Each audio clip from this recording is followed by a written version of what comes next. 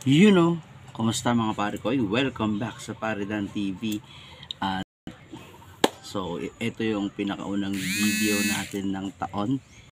Yan, meron lang tayo ngayong i-review. Bigay sa atin ng Baji Peppers. Yan, ang Ahi Charapita. Yan, ang pinakamahal na sili sa buong mundo. Yan, sa Amerika. Siyempre sa Pilipinas, madami na nito. So, parang nabasa ko, willing sila magbayad hundreds of dollars per pounds ng sili na to. So, matitikman din natin. At salamat nga pala kay Baji Peppers. Yan, bigyan nyo itong mga to, itong mga sili na to. Yan, maliliit lang to. Yan, na ano na tanggal na oh. So, kasama niyan ng mga seedlings. Yan, meron din siyang seedlings. So, may tanim na akong Ahi Charapita.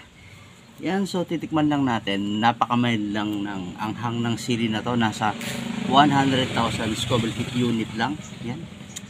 So, tumutubo siya wild. Napakarami niya mamunga. Hindi masyadong matangkad. At sabi naman, hindi daw masyadong maselan na alagaan. So, magta-try tayo ngayon. At syempre, titikman natin.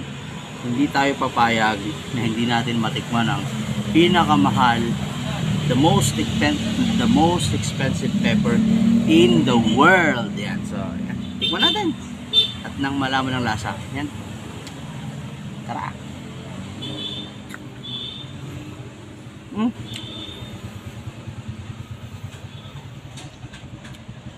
Matamis. May konting pait. Yung bunga, yung laman niya, crunchy, parang ahi chupentiho, black pix chupentiho, parang black pepper, makapal yung laman. Mild hit. Yun, at least natikman na natin. Hindi ko alam kung ba't siya sobrang mahal. Basta sa Google, yun ang nakalagay. Ahi Charapita, ang pinakamahal na sili sa buong mundo. Ayan, meron tayong tanim. Ayan, meron tayong mga seedlings dito. Ayan.